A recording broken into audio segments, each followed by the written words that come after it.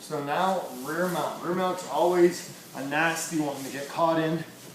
I'm going to give you two really quick ones.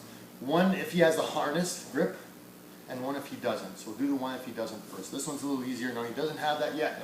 The reason I'm showing you is you're probably not going to get this one a lot. And the reason why is you're probably not going to recognize rear mounts happening until it's a little too late. But I want you to see how important it is to have the feet. If Sean has his feet here, I pull my knees to my chest, grab his feet, I'm going to straighten my legs out and pop his feet out, and as I do that, I put my back on the mat. So a big part of jiu-jitsu is knowing how to use the ground. And I'm going to use the ground in both these rear mount escapes to scrape Sean off my back. So in this case, he doesn't have the harness. I grab his feet down and then I turn into him.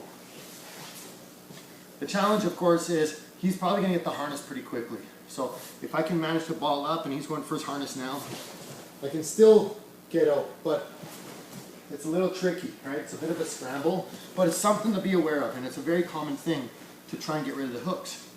Now the challenge here is if he does have a harness and I try to get rid of these hooks, he's going to choke me.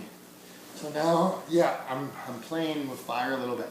So if he does have his harness, I need to ignore this now. I can't really be exposing my arms. It seems like it would be a good idea, but we don't want to do that just yet. So he has his harness. I'm going to grab his wrist.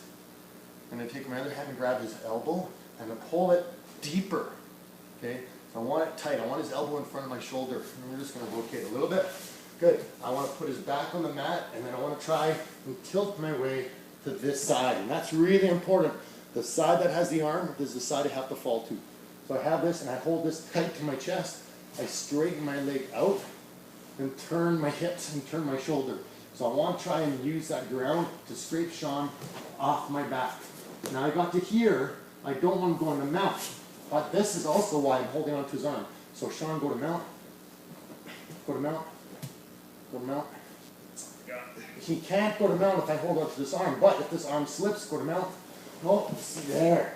If his arm comes out, he's going to get his mount. So I have to hold on to this tight. But I want him to try to go to mount. So when he tries to go, good. Now I can push on his knee. And that will bring me around on top. Now it's not an ideal position. I'm on top of him, but he's still kind of got my head in my arm. I'm not really worried about that. I'm out of rear mount is the ideal. Okay, so we'll go a slightly different angle this time. If he puts me onto this side, same thing. I'm going to grab. I'm going to straighten this leg and push. I really need to get to the other side. Drop my hips down and walk around and sit up. Now, if he doesn't try to climb the mount, I'm just going to reach over and grab his legs and switch to mount, or switch to side mount. One more time.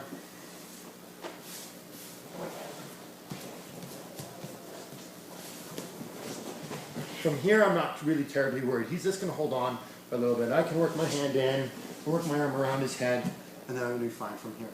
Okay, so you have two rear mount escapes. One, if you recognize rear mount's coming a little bit faster, you can zip right out, and it does work pretty well as long as he doesn't have the harness. If he does have a harness, really isolate that arm, drop your hips to the side, and use the ground. The ground is your friend here. Just scrape them off, and then get to side mount on them. Go ahead.